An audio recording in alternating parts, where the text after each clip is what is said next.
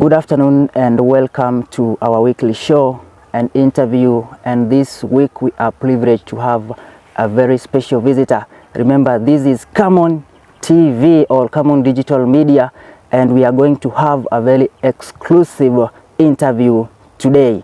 My name is William Wainaina alias Mc Willis, and today in the studio I am privileged to have a guest here, Mr. Reagan, who we are going to discuss matters concerning governance and youth leadership.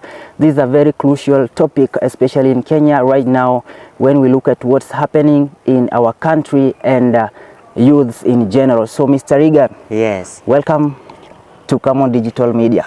Asante sana. Yeah, so introduce yourself and briefly tell us history about yourself. All right.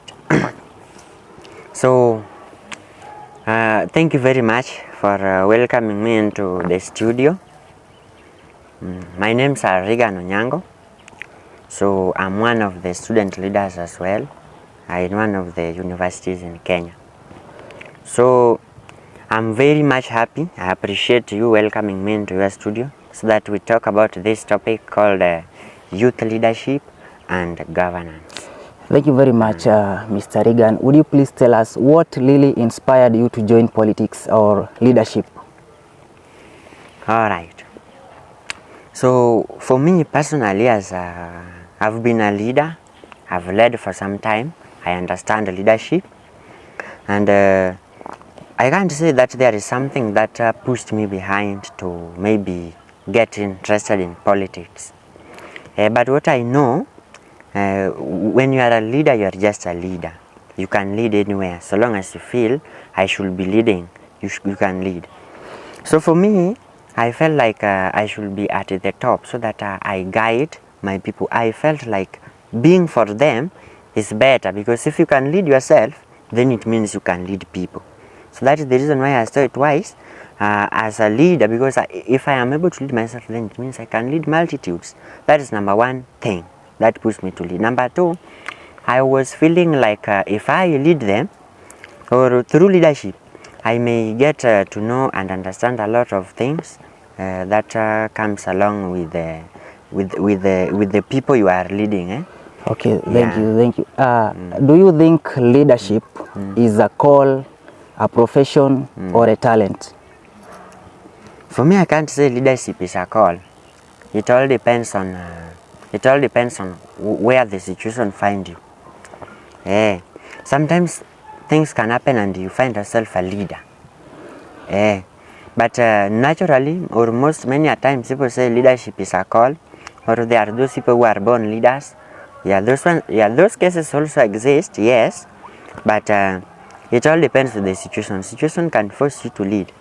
And let me give you an example. Even when I was growing, there are times when I was in school and I may find myself collecting my book. Yes. In a line. I'm the last, but still I lead from the bottom. Yeah.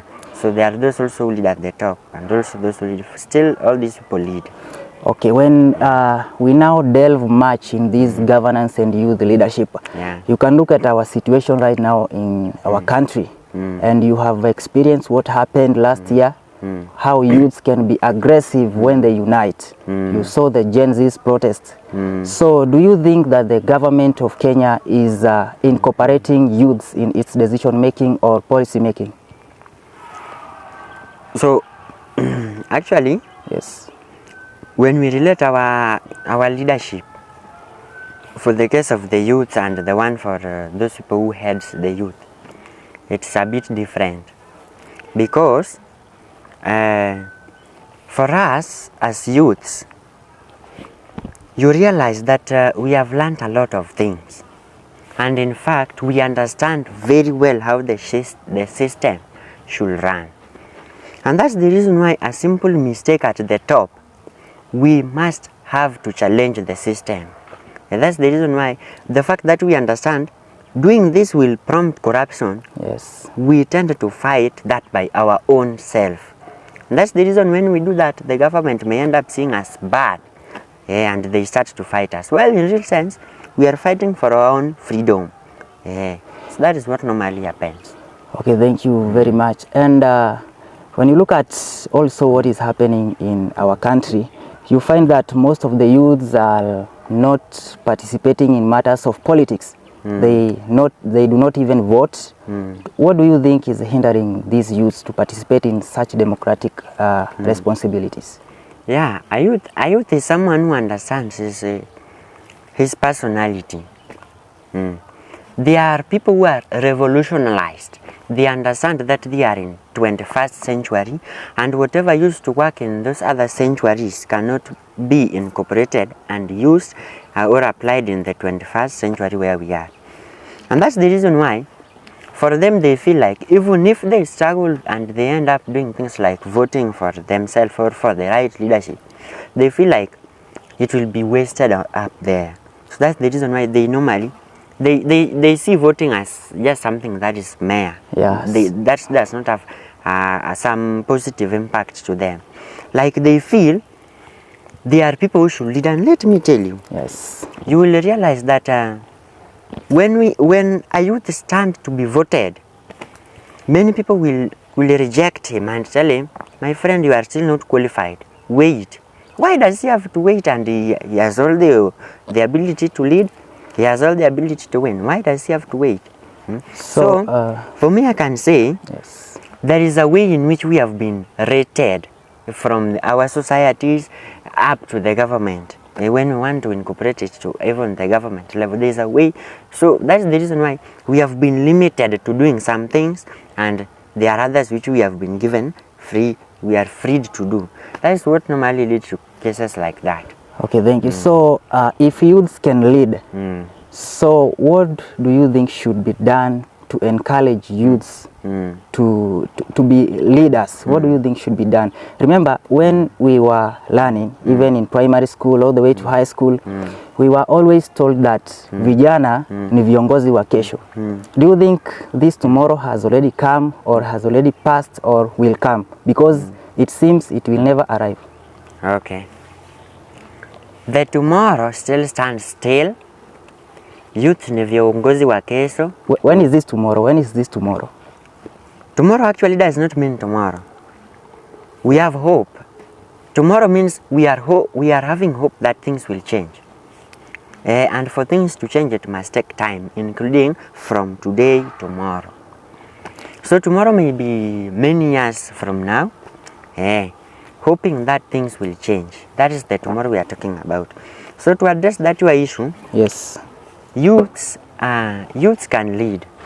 Yes. Actually, a youth is someone who is up to around 35 years. Yes. That one is someone who is very strong in mental, he is very strong in the physique, yes, his health is good, and he has got masculinity, and yes, he can lead well. Yes. He is someone who can still calculate maths and know where the mistake is likely to come. You get that. Number two, when we check at the population of our nation, yes, you realize that a good number is youth. Yeah. So that means that there is a certain influence we may have within ourselves that those people on top of us may not have. There is just a way in which if we decide to ignite things, yes, then we do it. And then that's the reason why you will realize that even if youth decide to protest, yes, they protest with all their heart, soul and mind. They die for it because they want it. So do you think they can bring change? Youth can bring change. Me, I'm very sure youth can bring change. Yes. This thing is for us. Why does someone who is 50 years and above continue to stay in the same seat, while the same person around 20 years, 22, has enough skills? Unajua, let me tell you, ukienda pale kwa system, kuna wale wameshakaa 50 years. Anafanya kitu, then wewe mwenye umeingia kwa system hivi karibuni, you are still fresh, you are still strong. Wewe njana ya kuangalia hivi, my friend, you need to do that for me. You need to do that for me. And he is even earning more than you, and you do a lot of work, which is the one who should be doing. Okay. So that's the reason I'm very sure youths can lead, youths can change our government. Youths can bring some good change. I'm very sure. Okay, thank you. Even if it is not today, it will take time, but it will be there if youths are given time.